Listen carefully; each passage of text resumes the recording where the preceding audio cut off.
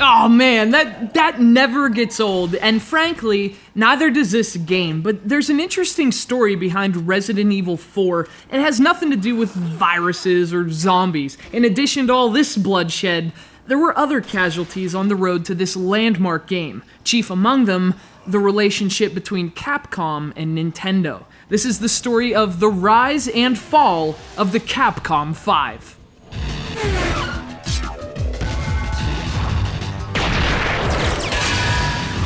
And it starts in November of 2002, almost 3 years before Resident Evil was released to retail. Nintendo's GameCube was barely a year old, and after a lackluster launch and a slow first year, the company was really trying to build momentum for 2003. And obviously, a large part of that puzzle was getting third-party support. And in one epic swoop, Capcom seemed to provide more than enough to resuscitate the GameCube. Or at least, they seemed poised to. At a surprise press conference, Capcom unveiled 5 new games, each stylish, each unique, each gorgeous, and each exclusive to the GameCube. Making a statement about the regression of imagination in an increasingly unimaginative industry, they showed off 5 stunning-looking games that were, if nothing else, imaginative. They were Viewtiful Joe, P.N.03, Killer7, Dead Phoenix, and of course Resident Evil 4. The Capcom Five, as they'd soon be labeled, a beacon of originality cutting through the prosaic darkness, and for Nintendo and their fans, a tragedy set in motion. Freeze! I said freeze! Now Capcom slated each of the Capcom Five for a 2003 release. Each of them, that is, except Resident Evil 4, which was given the ambiguous release date of 2000X. And while something like that may seem trivial, hindsight suggests something more. Maybe the fact that Resident Evil 4 was the immediate exception was a sign of things to come, an omen for the unfortunate fate that awaited the other 4.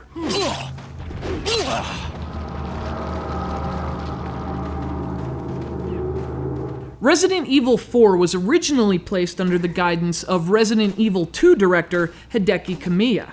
Now, because the series had been faltering both critically and commercially, Kamiya's original vision for the game was really a radical departure from the prior games. In fact, it might have been too much of a departure, as Capcom pulled Kamiya from the Resident Evil 4 team and put him in charge of a different game, the first Devil May Cry. So when the development of the Capcom Five began in 2001, Resident Evil 4 was reborn. A new version was underway and far enough along to be shown at the Tokyo Game Show in 2002. But like Kamiya's concept, this version would never come to fruition.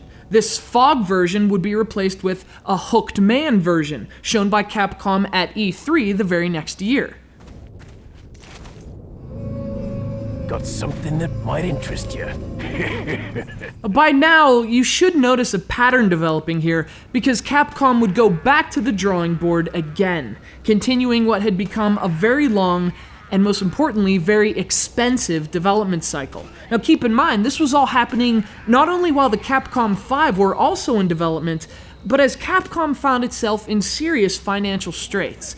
The company announced it planned to lose more than $103 million during the fiscal year 2002, mostly due to poor sales and extended development cycles. So as profitability was given a new emphasis within Capcom, resources had to be allocated to accommodate safer, more high-profile games that would almost certainly sell more copies, games like Resident Evil 4.